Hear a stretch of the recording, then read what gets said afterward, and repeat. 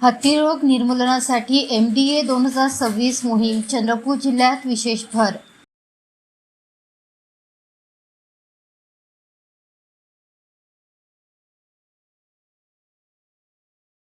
हत्तीरोग निर्मूलनासाठी राज्यभरात सार्वत्रिक औषधोपचार मोहीम MDA 2026 राबविण्यात येत असून चंद्रपूर जिल्हा हा हत्तीरोगासाठी अतिसंवेदनशील असल्याने मोहिमेला विशेष महत्त्व देण्यात आले आहे।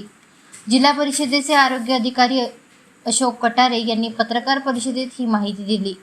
हत्तीरोगाचा प्रसार दूषित क्लोलेक्स डासांमुळे होत असून सुरुवातीला लक्षणे जाणवत नाही, मात्र पुढे हत्तीपाय व अंडवृद्धीसारख्या गंभीर विकृती निर्माण होतात।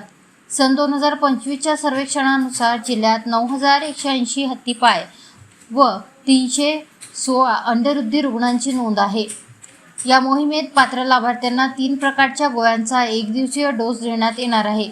फक्त 4 प्रकारच्या व्यक्तींनी हे औषधोपचार टाळावेत असे आवाहन करण्यात आले आहे। हत्ती रोगावर उपचार अत्यंत कठीण असल्याने प्रतिबंध हाच प्रभावी उपाय असल्याचे सांगण्यात आले। डासांची उत्पत्ती रोखण्यासाठी स्वच्छता, साचलेले पाणी नष्ट करणे व मच्छरदाणीचा वापर करण्याचे आवाहन करण्यात आले। राज्यात सार्वत्रिक हत्तीरोगी चंद्रपुरात असल्याने ही मोहीम यशस्वी करण्यासाठी नागरिकांनी सहकार्य करावे असे आवाहन आरोग्य विभागाने केले आहे। नमस्कार, जिल्हा आरोग्य अधिकारी डॉक्टर अशोक कटारे। आपण म्हणल्याप्रमाणे चंद्रपूर जिल्ह्यामध्ये आपल्या राज्यात सर्वात जास्त हत्ती पायाचे रुग्ण हे आढळून येतात आणि यासाठी ही मोहीम फार जास्त महत्त्वाची आहे। आपल्या पूर्ण महाराष्ट्र राज्यामध्ये 16 तालुक्यांमध्ये ही मोहीम सुरू आहे। त्यापैकी 6 तालुके हे आपल्या चंद्रपूर जिल्ह्यातले आहेत। ते 6 तालुके म्हणजे मूल, राजुरा, सावली, चिमूर, ब्रह्मपुरी आणि पोंभुर्णा। तर ह्या 6 तालुक्यांमध्ये ही मोहीम चालू राहणार आहे।